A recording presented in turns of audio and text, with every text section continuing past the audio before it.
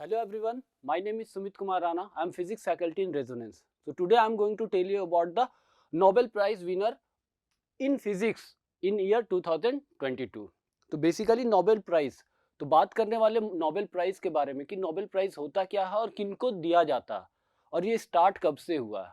ठीक है ना, सारी चीज हिस्ट्री से लेकर के अभी तक की बातें होंगी कि नोबेल प्राइज एक्चुअली है क्या, किनको दिया जाता और किन्होंने स्टार्ट करा था और कब से स्टार्ट करा था और कौन कौन से फील्ड है, कौन कौन से एरियाज हैं जिनमें क्या होता है नोबेल प्राइज दिए जाते हैं।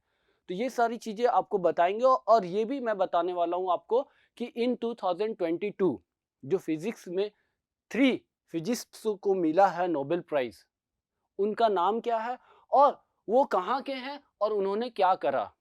ठीक है ना, तो ये सारी चीज अभी मैं वन बाय वन आपको एक्सप्लेन करने वाला हूँ। क्लियर है? तो देखो सबसे पहली, ठीक है, basically that I am talking about the physics only, but physics से पहले मैं आपको नोबेल प्राइज के बारे में बताऊंगा क्योंकि फिजिक्स में मेरे को तो डील करना है कि फिजिक्स में कौन कौन है, क्या करा उन्होंने, बट अपार्ट फ्रॉम दैट मेरे को बताना है कि नोबेल प्राइज है क्या। ठीक है ना, तो देखो सबसे पहली बात कि नोबेल प्राइज, ठीक है ना, नोबेल प्राइज जो सबसे पहले आया वो कैसे आया। तो सबसे पहले मैं बात करता हूँ that is first word intro and history of that Nobel prize. ठीक है, मैं बताने वाला हूँ आपको नोबेल प्राइज की इंट्रोडक्शन देने वाला हूँ और उसकी हिस्ट्री बताने वाला हूँ। ठीक है ना, तो first is that it set an annual international award based award in the several categories by the Swedish and Norway institution in recognition of academic, cultural and scientific advances. Basically जो person, ठीक है ना, जो person 3 sector यहाँ पे लिख रखा that is academic, the second one is culture and scientific advance, in 3 sector में जो पर्सन ने किसी भी अच्छे काम को करा for the benefit of the society, for the benefit of the person, ठीक है ना, उन्होंने काम करा है तो उनको क्या किया जाता है, अवार्ड दिए जाते हैं उनको, दैट एक तरीके का सम्मान दिया जाता है, दैट प्राइजेस दिए जाते हैं, that is called Nobel prize. और ये बेसिकली ग्राउंड लेवल पे नहीं होती, ये दैट इज पूरे country means that is international level पे ये होती है। क्लियर है ना, इंटरनेशनल लेवल पे ये दिए जाते हैं अवार्ड, मतलब देखा जाता है सारे कंट्रीज में किन्होंने welfare of the society, for the welfare of the society किन्होंने काम करा है, उसके अकॉर्डिंग उनको क्या किया जाता है, प्राइज दिए जाते हैं। क्लियर है, उनके अकॉर्डिंग उनको क्या किया जाता है, रिकॉग्नाइज करा जाता है।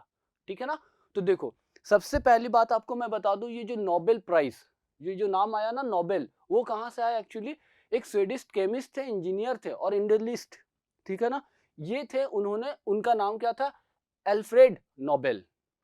उन्होंने क्या करा था कि उन्होंने अपनी वसीयत लिखा था, वसीयत मींस विल, ठीक है ना, उन्होंने वसीयत लिखा था, उनमें 3 विल थे। तो जो लास्ट थर्ड विल था ना, उसमें ये लिखा हुआ था कि जो भी person for the welfare of the society, जो वेलफेयर ऑफ द सोसाइटी के लिए काम करेगा, वेलफेयर के लिए काम करेगा, ह्यूमैनिटी के लिए काम करेगा, for the welfare of the humanity, उसके लिए काम करेगा, उसको क्या दिए जाएंगे, प्राइजेस दिए जाएंगे, अवार्ड दिए जाएंगे, और वो मेरे जो मनी है उनके उस मनी को दिए जाएंगे। क्लियर है, उस वक्त means that in the year that 1895 उनकी जो डेथ हुई थी उसके बाद की बात है ये, ठीक है ना, तो उस वक्त उन्होंने 5 कैटेगरी डिवाइड करा था कि इस 5 कैटेगरी में वो अवार्ड दिए जाएंगे, और वो 5 कैटेगरी बेसिकली क्या था, that is chemistry, literature, peace, physics and physiology और मेडिसिन। ठीक है, ये कब की बात है, दैट इज जब उन्होंने लिखा था विल, उसमें उन्होंने ये 5 कैटेगरी डिवाइड करा था, और 5 कैटेगरी डिवाइड करा था, और उस वक्त ये स्टार्ट नहीं हुआ था, दैट 1895 में ये नोबेल प्राइज स्टार्ट नहीं हुआ था, ये उस वक्त विल पढ़े जा रहे थे। 1901, इन ईयर 1901 पहली बार नोबेल प्राइज दिए गए थे, और वो 5 कैटेगरीज कौन कौन से थे, that is chemistry, literature, peace, physics and physiology और मेडिसिन के फील्ड में दिए जाते थे। ठीक है, जिन्होंने उस फील्ड में अच्छा काम करा for the welfare, for the benefits. Clear है ना, अब देखो, अब इसके बाद एक फील्ड और ऐड हुए, मींस बेसिकली पहले कितने फील्ड थे 5 फील्ड थे, ठीक है, बाद में एक फील्ड को और ऐड किया गया और टोटल 6 फील्ड बन गए, that is prize in economic science. और वो कब इंट्रोड्यूस हुआ, that is in year 1968 by Sweden central bank, वहां पे इसको इंट्रोड्यूस करा गया। क्लियर है ना, मैंने बोला कब ये क्रिएट किया गया और स्टार्ट किए गए इन ईयर 1969, मींस जो थर्ड लास्ट वन दैट 6 6 जो हमारा कैटेगरी था that is prize in economic science, economic science की जो लिस्ट थी उसको दैट वाज इंट्रोड्यूस, मतलब क्रिएट किए गए थे कि उसमें भी अब हमें क्या करना, अवार्ड देना उस फील्ड में भी, और 1968 में हो चुका था। But in year 1969 at that time that was 6 category वहां पे हो गए थे, पहले 5 थे फिर लेटर ऑन 6 हो गया। क्लियर है ना? Now moving to next slide. देखो ये तो हिस्ट्री की बात हो गई। अब मैंने बोला awarded for outstanding contribution for humanity, ठीक है ना। अब मैंने बोला था कि ह्यूमैनिटी के लिए जो बहुत ही अच्छा काम कर रहे हैं उनको क्या किया जाता है, इंटरनेशनल लेवल पे अवार्ड दिए जाते हैं। तो वो सेक्टर मैंने बताया था आपको कौन कौन से कैटेगरीज होते हैं, फिजिक्स होते हैं, केमिस्ट्री होते हैं, फिजियोलॉजी होता है और medicine, literature, peace. Later on जो 1969 में ऐड हुए थे that is economic science. Clear है ना? अब देखो मैं बात कर रहा हूं इन ईयर 2022, ठीक है। ये जो नोबेल प्राइज टोटल पर्सन को मिला दैट इज 14, ठीक है। 14 laureates were awarded as a Nobel prize in 2022, ठीक है। 14 पर्सन को क्या हुए, उनको मिला है that Nobel prize in year 2022। Clear है ना? ये कैटेगरीज हो गया और उसके बाद वो that 14 person in year 2002। Now next देखो, अभी मैंने बोला था कैटेगरीज की बात करा था, ठीक है ना, कि डिफरेंट डिफरेंट कैटेगरीज होते हैं, डिफरेंट डिफरेंट कैटेगरीज होते हैं, तो डिफरेंट डिफरेंट कैटेगरीज को कौन अवार्ड देता है। तो देखो जितने भी कैटेगरीज थे उसमें से सिर्फ पीस को छोड़ करके दैट स्वीडन देता है, स्वीडन एंड नॉर्वे, ठीक है ना। दीज आर द 2 कंट्रीज जो कि क्या करता है, नोबेल प्राइज को रिकॉग्नाइज करता और एडमिनिस्टर करता। क्लियर है ना? There are 2 countries that is Sweden and Norway, वो क्या करता है, एडमिनिस्टर करता है नोबेल प्राइज को। और वो नॉर्वे सिर्फ पीस दैट कैटेगरीज को क्या करता है, नोबेल प्राइज देता है, एंड स्वीडन दैट सारे और डिफरेंट जो सेक्टर हैं उनको देता है। क्लियर है? अवार्डिंग इंस्टीट्यूशन, अब मैं कंट्री की बात करा, अब इंस्टीट्यूशन कौन कौन से इंस्टीट्यूशन है जो इस नोबेल प्राइज को अवार्ड देते हैं, that is royal Swedish academy of science, ठीक है। और वो किसको किसको देता है, chemistry, economic science and physics, these are the category जिनको कौन देता है, royal Swedish academy of science. Now coming to next that is Nobel assembly at the Karolinska institute, ठीक है ना। ये बेसिकली क्या करता है, किनको किनको देता है, फिजियोलॉजी और मेडिसिन, ठीक है ना, इन सेक्टर को क्या करता है, ये नोबेल प्राइज देता है। आफ्टर दैट स्वीडिश एकेडमी जो लिटरेचर को क्या करता है, दैट नोबेल प्राइज देता है। Then after that Norwegian Nobel community जो पीस को बेसिकली क्या करता है, वो नोबेल प्राइज देता है। क्लियर है ना? तो these are the organization, these are the institute जो क्या करता है, Nobel prize different different categories को देता है। क्लियर है? नाउ नेक्स्ट, अब देखो नोबेल प्राइज तो लेने वाले ढेर सारे पर्सन है, ठीक है ना, ढेर सारे पर्सन है। तो सबसे यंगेस्ट की मैं बात करूं, बेसिकली देखो ऑल सेक्टर की यंगेस्ट पर्सन का नाम लिखा रहा। क्लियर है? बट मैं बोला basically I am going to discuss about more about the physics. तो फिजिक्स की बात करूं तो विलियम लॉवेर्स बैग, ठीक है, ब्रैग, उन्होंने 1915 में at the age of 25 years, ठीक है, उन्होंने क्या करा था, उनको नोबेल प्राइज मिला था, ठीक है। That was the youngest person जिन्होंने नोबेल प्राइज लिया था at the age of 25। Clear है? And there are the list जो अलग अलग बेसिकली सेक्टर से रिलेटेड है, ठीक है ना। नाउ नेक्स्ट, फर्स्ट अवार्ड मैंने बताया था कि जो फर्स्ट अवार्ड दैट स्टार्टेड, कब स्टार्ट हुए थे, 1901 में, ठीक है ना। और after completing of that 121 years, ठीक है ना, 2022, ये 4 October 2022 the Royal Swedish academy of the science has dedicated to award the Nobel prize in the physics 2022, ठीक है। ये एकेडमी ने क्या करा, फिजिक्स को नोबेल प्राइज दिया। That is the Nobel prize 2022 in physics is the first person is Alan Aspect, ठीक है, जो कि फ्रांस के रहने वाले हैं। Second person is John F Clauser, ठीक है, that person is from that USA. And the third person is Anton Zeilinger, ठीक है, ये कहाँ के हैं, ऑस्ट्रिया के हैं, ठीक है ना। एलन एस्पेक्ट वो फ्रांस के हैं, first person. Second person is John F closure जो यूएसए के रहने वाले। एंटोन जिलिंगर दैट इज कहाँ के रहने वाले हैं, ऑस्ट्रिया के रहने वाले। ये 3 पर्सन है, 3 फिजिस्ट है जिनको क्या मिला है, फिजिक्स में नोबेल प्राइज मिला है। क्लियर है ना? फिजिक्स कैटेगरी बताया था, उसमें से इन 3 पर्सन को, इन 3 फिजिस्ट को क्या मिला है, नोबेल प्राइज मिला इन ईयर 2022, ठीक है। अब देखो क्यों मिला है, अब कुछ ना कुछ तो पर्पस होगा मिलने का। तो जो पर्पस है दैट वी नो दैट कि फिजिक्स को अलग अलग कैटेगरी में डिवाइड करा गया है, and the now the most interesting part of the physics is that is modern physics, ठीक है ना। मॉडर्न फिजिक्स अभी बहुत ही इंपॉर्टेंट पार्ट है वो। Basically this is related to our nuclear power plant, this is related to our that computer sector means telecommunication system, and it is also related to that, आप बोल सकते हो कि किसी भी प्रोपल्सन की बात करो या सैटेलाइट की बात करो उससे रिलेटेड है ये, ठीक है ना। तो this is very important and crucial part of the physics, ठीक है। तो देखो for experiments with the entangled photons, ठीक है।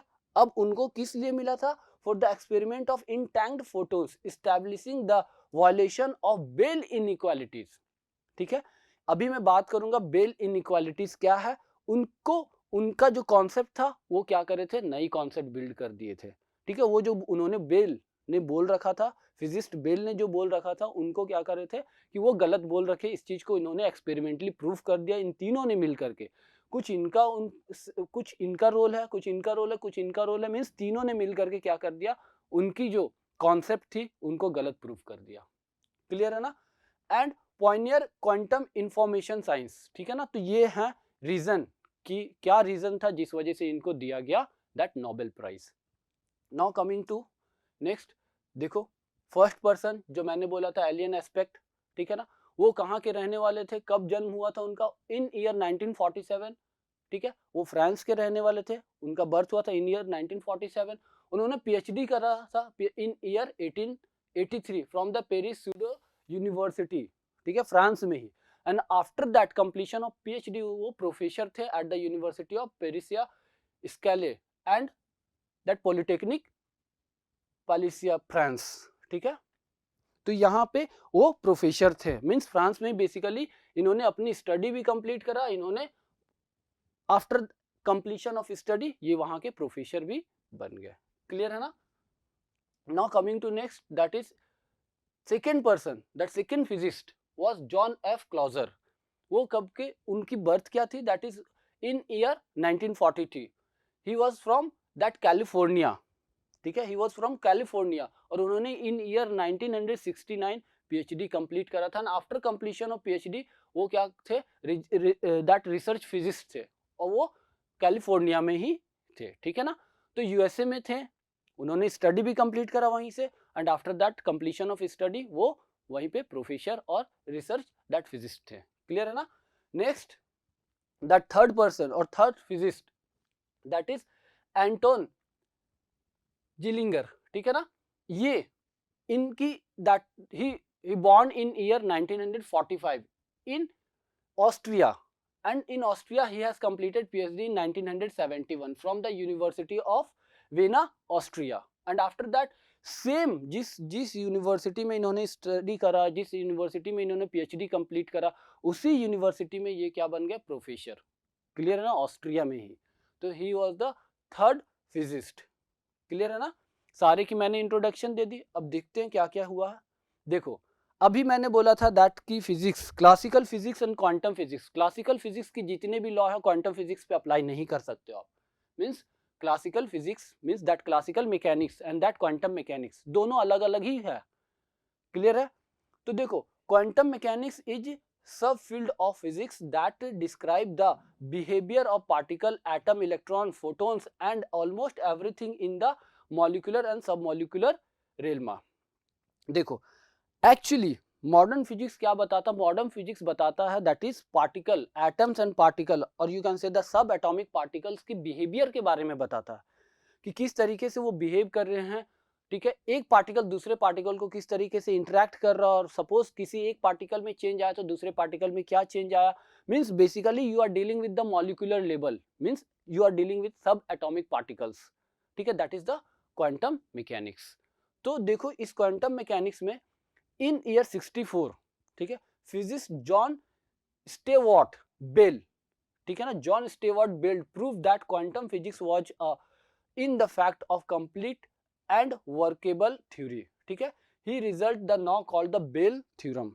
एक्चुअली इन्होंने क्या बोला था इन्होंने बोला था कि that if you are going to deal with the two particles, ठीक है, दो पार्टिकल के बारे में बता रहे हो तो उनकी डिपेंडेंसी, ठीक है, वो एक दूसरे पे डिपेंड कर रहे हैं या नहीं डिपेंड कर रहे वो आप नहीं बता सकते हो, this variable you can not tell, ठीक है, उनकी डिपेंडेंसी के बारे में आप नहीं बता सकते हो, इन वेरिएबल्स को आप you can not deal with that variable, ये किस तरीके से एक दूसरे से इंटरेक्ट कर रहे हैं, ठीक है ना, मतलब वो उन्होंने बोल दिया कि इसके आगे फर्दर आप जा ही नहीं सकते हो, और that is called build in equalities, clear है ना, तो ये चीज उन्होंने बोल रखा था, बट आफ्टर दैट जो उन्होंने कॉन्सेप्ट बताया था उसके बाद उन्होंने दैट फर्स्ट फिजिक्स जो जॉन क्लॉजर थे, ठीक है ना, इन्होंने क्या करा, उसी आइडिया से लेकर के फर्दर ये इन्वेंशन स्टार्ट करे कि करना क्या है, किस तरीके से क्या होगी, और फर्दर करते करते इन्होंने क्या करा, that John Clauser developed the John Bell's idea leading to an practical experiment when he took the measurement, they support the quantum mechanics by clearly violating the Bell inequalities, जो बेल इनइक्वालिटीज उन्होंने बोल रखा था उनको क्या करा, violet करा, this means that the quantum mechanics cannot be replaced by the theory that he used to hidden the variable, मतलब उन्होंने बोला था ना कि वेरिएबल के बारे में, हिडन वेरिएबल के बारे में यू कैन नॉट टेल, तो ये उन्होंने क्या करा कि कुछ आइडिया कलेक्ट करा, देन आफ्टर दैट इन्हीं आइडियाज में क्या करा आगे फर्दर, ठीक है, कुछ लूफॉल्स तो होते रहते हैं, कोई भी किसी पर्सन एक बार ही काम करे तो वो परफेक्ट हो नहीं सकता, तो सेम आइडिया को that some loopholes remained after the John Clauser experiment, Alan Aspect, ठीक है, एलन एस्पेक्ट ने क्या करा, develop the setup using it in a way that closed an important loopholes. He was able to switch the measurement setting after an entangled pair had left its source, so the setting that existed when they were emitted could not be affected, ठीक है ना, तो ये उन्होंने setup करा उस John closure का, ठीक है ना, जो भी एक्सपेरिमेंट था उसको क्या करा, इन्होंने आगे बढ़ाया, and using redefined tools and long series of experiment, Anton Zeilinger stated that to use the entangled quantum states. Among other things, his research group has demonstrated a phenomena called the quantum teleportation, which makes it possible to move a quantum state from one particle to another, ठीक है ना, देखो हुआ क्या, basically उन्होंने बोल दिया था कि बेल ने बोल रखा था कि आगे के वेरिएबल के बारे में you can not tell anything, ठीक है ना, तो इन्होंने क्या करा, सेटअप सारे एक्सपेरिमेंट इनकी ग्रुप सारे एक्टिविटीज परफॉर्म करने के बाद इन्होंने देखा कि टू पार्टिकल्स अगर एक पार्टिकल में कुछ चेंज आता है तो that will effect the another particles, clear है ना, तो इस वजह से ये क्या करे, बेसिकली मॉलिक्यूलर लेवल पे आकर के इन्होंने स्टडी करा, that is the reason why they got the Nobel prize, clear है ना, तो बेसिकली क्वांटम मैकेनिक्स की बात करूं इन प्रैक्टिकल लाइफ, ठीक है, दैट इज वेरी इंपॉर्टेंट, और वो क्या है, that is in satellite we are using that quantum mechanics, then after that in nuclear reactor, or you can say the nuclear power plant, that we are using the quantum mechanics concept, and that in computers we are using the concept of quantum mechanics. So these are the sector that nowadays means that they are bringing the tremendous change in the sector of technology, clear है ना, तो they are doing the welfare for the society, that's why they got the Nobel Prize, clear है, this is all about the physics, that three physics जिन्होंने क्या करा, Nobel Prize इस साल उनको दिए गए, this is all about the today's Nobel Prize lecture, clear है, so thank you.